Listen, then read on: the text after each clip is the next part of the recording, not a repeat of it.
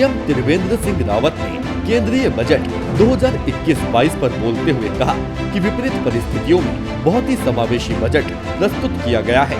प्रधानमंत्री नरेंद्र मोदी और केंद्रीय वित्त मंत्री निर्मला सीतारमण को धन्यवाद देते हुए मुख्यमंत्री ने कहा कि बजट में प्रधानमंत्री की मजबूत इच्छा शक्ति दिखाई देती है। मुख्यतः 6 स्तंभों पर आधारित इस बजट में आधारभूत संरचना के विकास, रोजगार सृजन के साथ ही गांवों और किसानों का ख्याल रखा गया है। Bureau report, nation one. आम आदमी पार्टी के राज्यसभा सांसद एवं उत्तर प्रदेश के प्रभारी संजय सिंह ने शनिवार को दिल्ली स्थित केंद्रीय कार्यालय पर मोदी योगी सरकार के खिलाफ जोरदार हमला बोला। 26 जनवरी को लाल किले पर हुई घटना को भारतीय जनता पार्टी की साजिश बताते हुए देशद्रोह का मुकदमा दर्ज करने की मांग की। उन्होंने एक बार फिर दोहराया कि तीनों कृषि कानूनों को किसान नेता डेथ वारंट बता चुके हैं, मगर केंद्र सरकार अपने 4 पूंजीपति मित्रों को खुश करने के लिए इन्हें वापस न लेने की जिद ठाने बैठी है। Bureau report, nation one.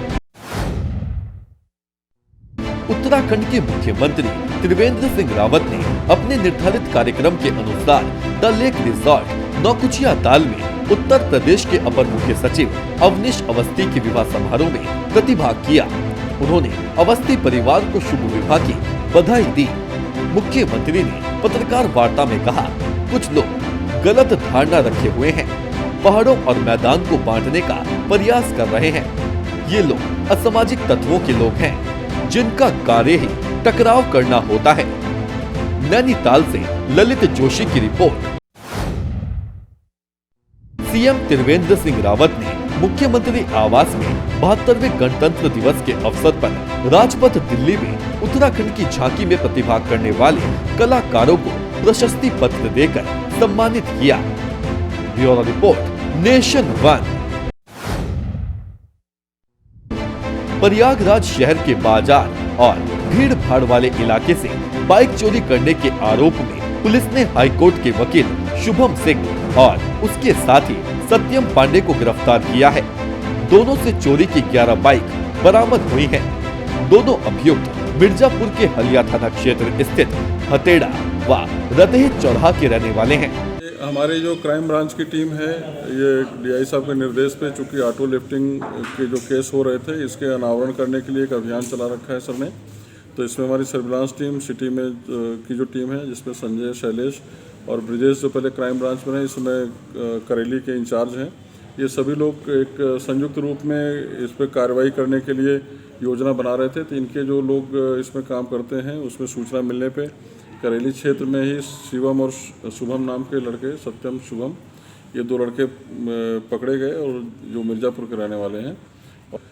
ज़्यादा उनको आवश्यकता लग रही है और शौक पूरा करने के लिए गलत संगति पा करके इस तरह की हरकत कर रहे हैं। इन पर सब पे अंकुश लगाया जाना बहुत ज़रूरी है। Bureau report, nation one. UP के फतेहगंज के पश्चिमी इलाके में एक नाबालिग लड़की से दुष्कर्म का मामला सामने आया है। यही नहीं, युवक लड़की को वीडियो दिखाकर ब्लैकमेल करके उसके साथ पिछले 28 दिनों से संबंध बनाते रहे। 3 दिन पहले जब उनके बुलाने के मुताबिक वह खेत पर नहीं पहुंची, तो एक युवक ने अश्लील वीडियो वायरल कर दिया। वायरल वीडियो किशोरी के भाई और ग्रामीणों ने देखा, तब हड़कंप मच गया। एक व्यक्ति ने थाना फतेहगंज पश्चिमी पर आकर सूचना दी कि जब उसकी पुत्री दिन के 11 बजे खेत पे चारा काटने गई थी, तो गांव के 2 लड़कों ने उसे ज़बरदस्ती उसके साथ बारी बारी बलात्कार किया तथा उसका वीडियो बना लिया और उसके माध्यम से ब्लैकमेल करने लगे। इस सूचना के आधार पर थाना स्थानीय पर बलात्कार तथा पोक्सो एक्ट के तहत अभियोग पंजीकृत किया गया है और पुलिस ने शीघ्र ही दोनों व्यक्तियों को गिरफ्तार करके जेल भेज दिया है। पीड़िता का मेडिकल करा के अन्य आवश्यक कार्रवाई कराई जा रही है। बरेली से हुसैन जाफरी की रिपोर्ट। एमपी के खंडवा में हुई शोक सभा का नजारा कुछ अलग है।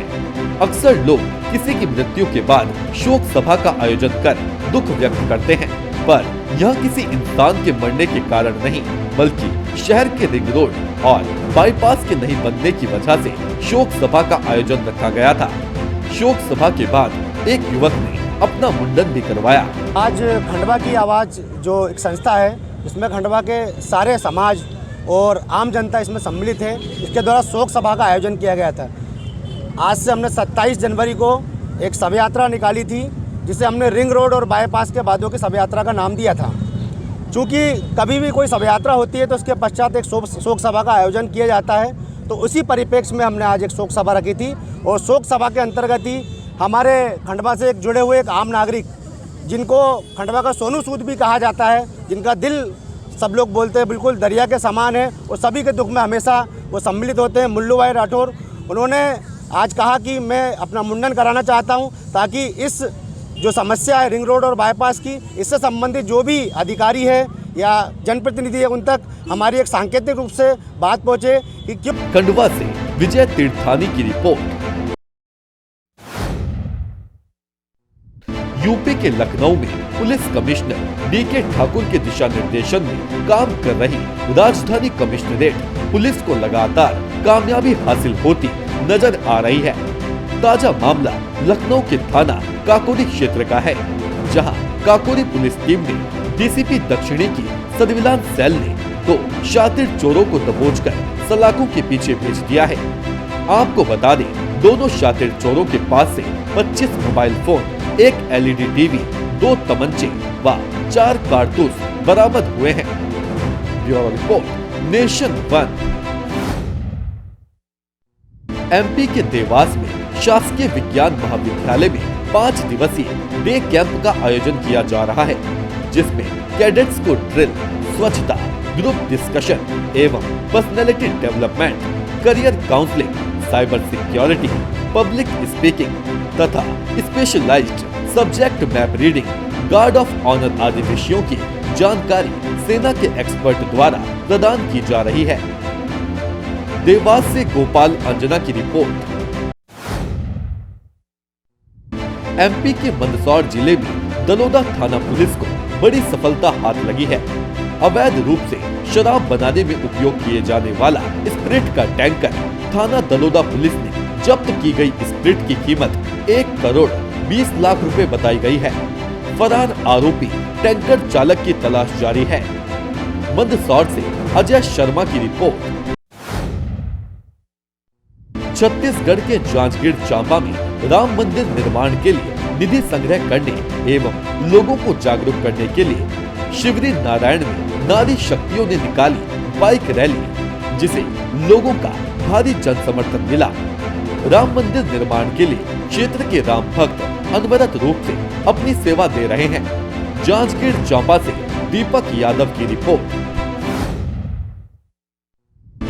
छत्तीसगढ़ के कोरिया जिले के अंतर्गत आने वाले चर्चा निवासी पत्रकार विकास लाल ठाकुर को उनकी पत्नी और कोरिया जिले के पत्रकार संघ ने ये आरोप लगाया है कि चर्चा थाना प्रभारी के द्वारा बदले की भावना से प्रेरित होकर 2 घंटे के अंदर 8 धाराएं लगाकर उन्हें जेल भेज दिया गया है, जिसे लेकर कोरिया पत्रकार संघ पुलिस अधीक्षक के साथ पुलिस महानिरीक्षक सरगुजा रेंज को इस बदले की भावना पर हुई कार्रवाई पर ज्ञापन देने जा रहे हैं।